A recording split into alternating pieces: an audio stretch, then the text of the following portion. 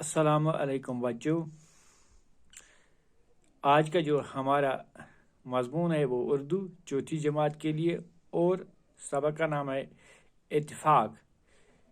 تندرست جوان گٹھا ترکیب توانا. اتفاق. ایک شخص کے 7 بیٹے تھے. ایک سے بڑھ کر ایک جوان توانا اور صحت مند. یہ 7 بھائی آپس میں لڑتے جھگڑتے رہتے تھے. وہ شخص اپنے بیٹوں کی لڑائی ڈانٹ ڈپٹ اور نا اتفاقی سے کافی پریشان تھا. بیٹوں کو بہت سمجھایا لیکن بے سود. ایک دن باپ نے 7 بیٹوں کو ایک ایک لکڑی لانے کو کہا. سبھی بھائی ایک ایک لکڑی لے آئے. باپ نے سبھی لکڑیوں کا ایک گٹھا بنا لیا. پھر بڑے بیٹے کو دیا اور کہا کہ گٹھے کو توڑ دو. اس نے بھرپور طاقت لگا کر کوشش کی. گٹھا توڑ نہ سکا. باپ نے گٹھا باری باری 7 بیٹوں کو دیا لیکن ان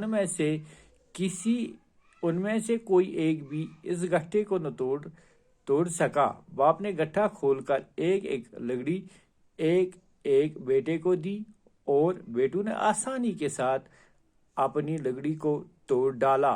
یہ ترکیب بیٹوں کی سمجھ میں نہ آئی. وہ حیران ہونے لگے.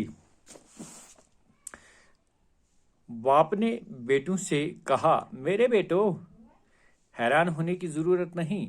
جب لکڑیاں ایک ساتھ بندھی ہوئی تھیں تو یہ مضبوط گٹھا توڑ ڈالنا کسی کی طاقت نہیں تھی اور 7 حصوں میں بٹ گئیں تو آسانی کے ساتھ ٹوٹ گئیں. اسی طرح آپ اتفاق سے رہو گے تو کوئی بھی آپ کو نقصان نہیں پہنچا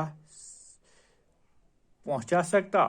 باپ کا یہ حکیمانہ جواب سن کر بیٹوں کو اپنی غلطی کا احساس ہوا اور مل جل کر رہنے لگے. اب ہم تھوڑا سوالوں کو دیکھ لیں. سوچئے اور بتائیے. بوڑھے باپ کے کتنے بیٹے تھے؟ پہلے ہی ہم نے پڑھا کہ بوڑھے باپ کے 7 بیٹے تھے. بوڑھس کس نیچی 7 نیچی.